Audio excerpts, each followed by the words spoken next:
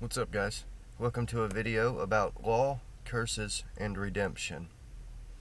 So, obviously, all things are bound by law. Obviously, that's how all of existence works, from the top to the bottom. Law makes everything happen. So, when men were created, there were laws that they were supposed to live by. We know some of these laws still, but there were 613 in total that governed every area of a man's life. Thinking about this might be frightening to some people, but when you consider that everything that exists was created for a reason, you really shouldn't complain. And the spirit of complaint doesn't come from God anyway. So if you complain, you've already broken a law. God created men to be like himself. The parable says that this was basically to have company. The parable of the king and his party. When his chosen people didn't answer, he said, fuck it, invite everybody. And still, nobody, whatever. Alright, God wants company, and the more I think about this, the more clear it becomes. You have a physical family, like your parents, your mom and dad, but you also have a divine family, and the same nature kind of thing. Opposite nature, but same method. The father and the mother are one, because God is like a thing that is greater than the sum of its parts. Jesus was the firstborn of God's sons on earth, who followed every law and even simplified them. There were 613 laws, and for whatever reason, men fell short of the glory of God, which means the glory of God is what you're supposed to attain. So, anyone today who tried to keep all these laws on their own and tries to save themselves is cursed. That's in the Bible. Not just because you can't do it. This is a foul age. Foul age. Full of greed and corruption, and better men in better ages couldn't do it. So, yeah. But also because God gave us a way to succeed, and rejection of this pathway to redemption is rejection of Him. So, anyone trying to keep the old ways is doomed to fail. Think about it. We aren't perfect without Christ Jesus. It's that simple. So, later down the line, these laws were simplified into 10, all of which can easily be done with the choice to do it and the will to do it. This is why God says to call on Him when you're in times of worry, because men are weak and have fleshly desires that even the smallest of them become a real battle for us. But these 10 are done easily by loving God above all else, who created, nurtured, and taught you, and to love your neighbor as yourself. If you do these things, you'll win every time. These are the laws fulfilled by Jesus that everybody else failed to do, and then he switched out. But here's something I'm trying to understand. I know that the flaw in Adam was countered by the perfection of Jesus, and I'm going to pause from the discussion on law and curses right here to insert some stuff on this. And if I get a funny look on my face, it's because I've learned a lot more since the 2 days ago that I typed this, and it's like a key. It's like having a key, and when you have the key, so much other shit makes sense. And I've gave that key like 8 times. Alright, I'll probably do it again in this. Alright, I'm going to insert some info here, because the same story not only played out on Earth, but inside the human body as chemicals and glands, and the nervous system, which connects with chemicals and glands as well. Also in art and philosophy, in the stars in the sky, also in your mind, consciousness, and most importantly, in the personal lives of everyone, which is the micro. The macro of that would be the entire mankind collectively. That's interesting. You see? Alright. We all start as Adam, flawed. But the Lord God looks on the flawed man who has surrendered, been broken in spirit, and so must be reborn, who is void and without purpose, and says, "Let there be light." and illumination comes to man. Has anyone else ever fallen into a state of extreme despair or depression, and suddenly, when you hit the bottom, it's like a light clicks on and it's over? Blessed are the poor in spirit, for the kingdom of heaven is theirs. God uses the weak to defeat the strong, the foolish to outmaneuver the wise, the soft to crush the hard. Claiming to be wise only proves one to be a fool. Do you see the inversion here? Yeah. This should help us understand a few things, and I keep that in my mind when I ponder stuff. Alright. All men who've tried to live under the old laws were cursed. The flawed man, who may temporarily do well based on circumstance, is doomed to fail because he's trying to use the rules and the laws to succeed, and that's not how you do that. He's cursed, so to speak. He's doomed to fail. While the man perfected through the Spirit is born into a promise of peace, power, and a sound mind. And this is what puts the good news in the good news of the Lord Jesus Christ. I'm sure everybody's heard that. Before the old law became the old law, I'd guess that most people were just hit, man. Alright. When they sinned or broke the rules, they lived with the guilt or sacrificed an animal or whatnot to avoid the penalty of the transgression, which is death. The wages of sin is death. Jesus Christ really did more than anyone can ever comprehend. The more time I spend thinking on it, the more I discover that we truly need Jesus. For real. There are so many layers, so many amazing things that he did for all mankind, that it is no surprise that he is still spoken of globally. It's amazing. But the law. So anyone who broke the law had one sentence: death. And there's a reason for that. That's because all things that exist and live are bound by law. And to break the law is to step outside of the divine structure, because everything is created for a purpose. That structure is love, law, and life. And those three make everything. And if you are outside of those things, where are you?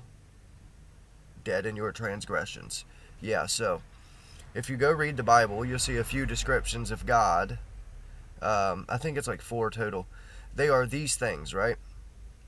Law, love, and life, right? And then you hear about him, and he'll be described as fire, a consuming fire. And that's a really good way to put it, because that's it. That's yeah, okay. God is the God of the living, as Jesus told us in the parable of the 7 husbands. And God did not create death. Men chose it by doing what they wanted, which wasn't why they were created, thus breaking the law. So, let me stop. Let me add this. I read it just a few minutes ago. The carnal mind is the enemy of God. Keep that in mind. So, when someone lives in God's presence, live a life full of love, following the law, and, being alive, which most people aren't because they don't love anybody and they don't follow the law. Alright. When you live a life following the love and the law and alive, and following the commandments, basically, as you give your praise to God, the living God within you, you can see the truth of all things clear as crystal. When you praise things outside of you, you're giving your life to the things outside of you. Like, the beast system. Consider this, as I've said already. These things all play out on many planes of existence. All of them, because they're all telling the same story. It's the one pattern everywhere. Alright. The body and the mind, the earth and the sky, same thing. They correlate. Anyway, when you break a law, you broke a law. It's known by you. It causes a distortion across all these planes simultaneously. Whether you're still sensitive enough to feel this, it doesn't matter. That's just whether you can physically determine whatever. When you break these rules, you'll become afraid in a sense, and you'll hide from God, as Adam did in the garden after he transgressed against God. He knew he did wrong. That's why he hid. He was afraid. This is the point of the verse. God created man, and man rejected the light. He preferred the darkness because his deeds were wicked. This is about transparency. He wanted to fulfill his fleshly desire, which wasn't necessarily a want, but and not be exposed as a transgressor or sinner. This is because of the deed done by Adam. Once he ate the fruit, the guilt caused by the sin made it impossible to perceive this beautiful earth as what it was before. Do you get what I'm saying? He was inside love, law, life, and then he broke the rules, and he was, kicked out of the garden. It was a conscious thing. He couldn't see it for the beauty that it was, because if he seen it as the beauty that it was, that would mean he would have to admit that he did wrong. Something like that. This is another reason Jesus was so important. He made it so that a man who truly accepted him and lived for him and his perfection could just ask in his name to be forgiven, and the guilt would end. When one has hardened their heart, that's when you can't perceive the guilt anymore. When you have a soft heart, sinning causes a terrible pain, unmistakable pain that will surely cease your bad behavior, and it will. Though it hurts more than any words can describe, but at the same time it brings a relief to know that God hasn't just said, yeah, fuck that guy, let him go. He's going to do his thing. And that's the relief of it. But, alright. Now, this part here is about the laws of men, which aren't laws at all, unless you're really stupid. Laws are eternal. So when somebody says, oh, you got to wear a mask, no, you don't. You're killing yourself. And I know that for a fact, because I went into Target, and I hate to stop here, but I went to Target, and the guy said, you got to wear a mask. And I literally just sued Kroger for $8,000 because they told me I had to wear a mask. I said, no, I don't. And they said, well, you can't come in. I said, ma'am, this is a public company. Y'all been getting tax dollars since the beginning. You cannot tell me that I'm not allowed in a public company without a mask, because you cannot force me to wear a mask. This is two illegal things, and they did that shit anyway. So I just laughed and walked off. I got names and filed paperwork. Yeah. So if you want to say, oh, you got to wear a mask, no, you don't. You need to learn what a spirit is. It's your breath. All right, the laws of men are false, and you have a choice. Whether you see it or not, you have a choice of whom you wish to serve. You see, you either serve God or yourself. If you say that the government forced you to follow their rules, then you're following false rules out of convenience, because no one can force you to do that. Even if they did force you, you should be willing to lay your life down right there. I was, and I am. God needs men who will stand up for him. Those are the ones that he chooses. He doesn't choose people that follow men who don't kneel to men or their rules, but stick to the actual law. Last thing, I guess, because I left the point of this a long time ago, which happens a lot, really. Oh, my light went out. But I'm gonna start structuring these videos a little better. I also started playing the bass, and it was like, picked it up like nothing. So, all right. Alright. Yeah. So, because God is love, he can only be that. He's not going to be anger, because anger and love aren't the same thing. Alright, he can only be that. He cannot get angry at you in a vengeance kind of way until it becomes better to destroy the greater evil than to allow the chaos to continue. Do you understand what I mean there? I hope so. So I get ranty sometimes, But part of love is the unconditional nature of it. If you're in a relationship with someone and you demand that they behave a certain way, that isn't love. That's selfishness. At the same time, vice versa. If you're with someone in a couple and you do what you want to do and only what you want to do, that's not love. That's selfish.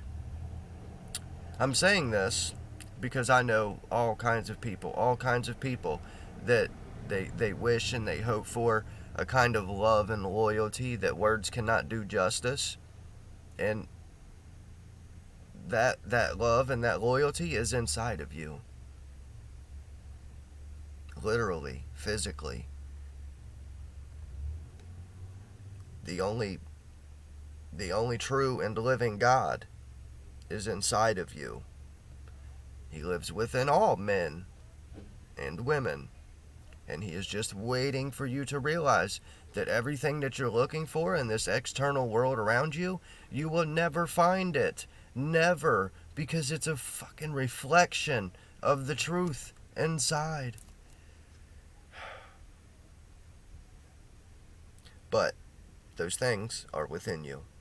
God is within you, and so is heaven. Think on this.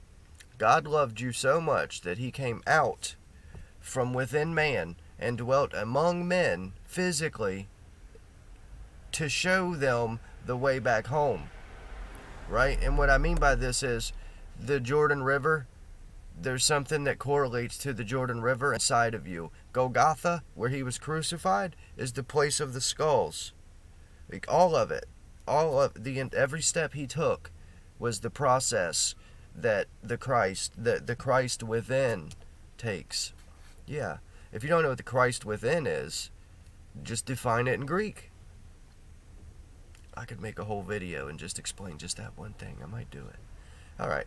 So he came out from within men and dwelt among men to show men the way back home. He did it physically on the earth. You do it inside. And the church types, right, that think they have it right and they got it figured out, they were so mad that they beat and tortured this man to the point of pulling his beard out of his face in a rage. He was like, hey guys, that's not what that means. And they was like, oh, you bastard. You know.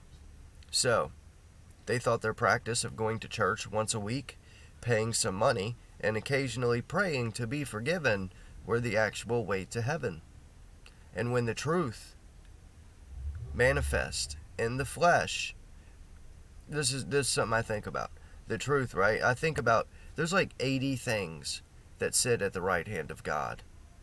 And my favorite two are Jesus and wisdom. It's so funny too, because wisdom is a woman. That's when you read the book of Solomon and the Song of Songs and Psalms and all that shit, it's all talking about a woman. So, the truth, wisdom, Jesus Christ, manifest in the flesh and showed them the truth. They chose to beat and torture him in some terrible ways rather than just admit that they were probably doing it wrong. They were so used to their religion and their habits that when Jesus said, wait guys, that's not how that works, they snapped and crucified him. Even after that, even after they tortured God in the flesh, a perfect human being who never broke any laws. Alright, even after they tortured Jesus and even after they tortured God in the flesh, a perfect man who took their sins and curses from breaking the law and replaced it with his perfection. Even after that, when he was hanging on the cross, he said, Father, forgive them, for they know not what they do. And even further, he said, Father, why hast thou forsaken me? Because even though he was a perfect man who never sinned, when he took the sins of the world onto himself and gave us his perfection, he was made a sinner. And we were made perfect. Some people still fucking reject it. And now that we know that Jesus was traded and made into a sinner, what are the wages of sin? Right, death. He was condemned as a sinner so that you and I wouldn't have to be. And even now, even as he is in heaven, he still loves you enough to only gently recommend that you heed his signs, which are all around you all the time. He's the reason the sun comes up in the morning and the moon comes out at nighttime. It's all because of him, not you. My point is, or me, my point is, right after he got abused, he had already forgiven you. Them, the people that beat him, he forgave them immediately. And still loves you. As he hung on the cross, he had already forgiven them and loved them. And 2,000 years later, he is still willing to forgive you and love you. One thing that bothers me, and this is another interjection here, when Jesus was packing his cross, there was mothers crying for him, and he said, "Hey, you don't cry for me, cry for your children." God is long-suffering and patient, and he is willing to forgive you for breaking his laws. Right up until the abyss swallows you. Right up until the day that you leave this fucking planet. He will forgive you all through this life until you aren't alive anymore and you're out of his hands. Because he is the God of the living, and love, and power, and prosperity.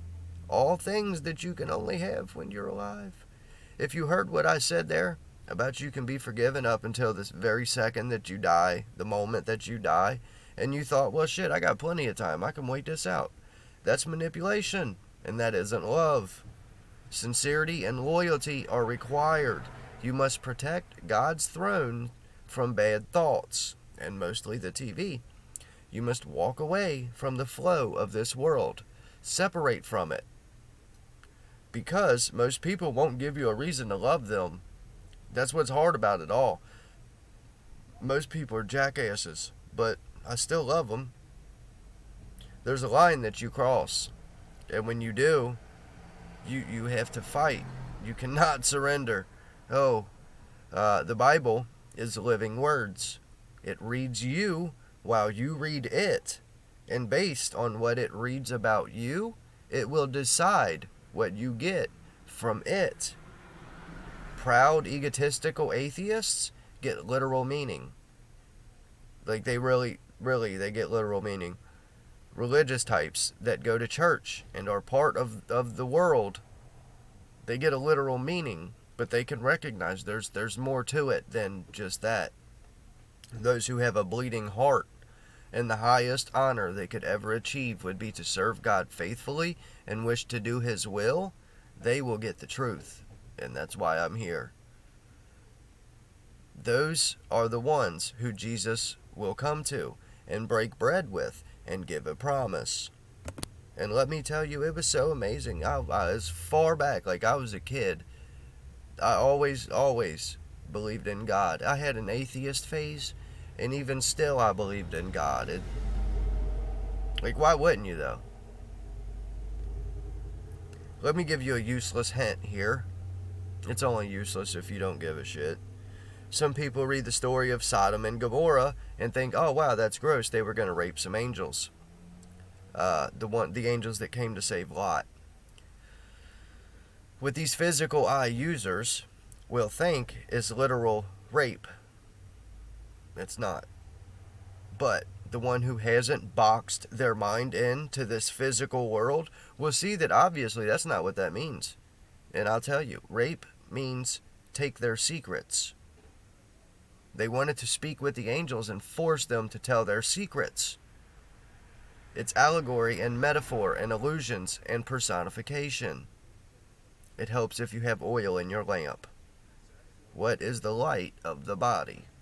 Matthew 6:22. Read it. The Bible is not only literal, it's dark sayings of old. Dark meaning hidden or secret. The secret meaning that you must find. If you read it and see something that you want to like figure out, just comment on a video and I'll give you the truest, most not secret, hidden bullshit you ever heard. Alright. Not that I have everything figured out, because like I said, I still figure stuff out, and it's amazing. But together we can do this, with help from God. And that's what I'm here for, is to help people figure out the same shit that I spent 10 years studying. It was a long time studying. My wife used to yell at me like, "Oh, you never fucking pay attention." Well, guess what? I got us both into heaven now. So, you're welcome. Yeah, God said, seek his face, right? And the way that you're going to do that is the outside, the world around you, is a reflection of the truth within you.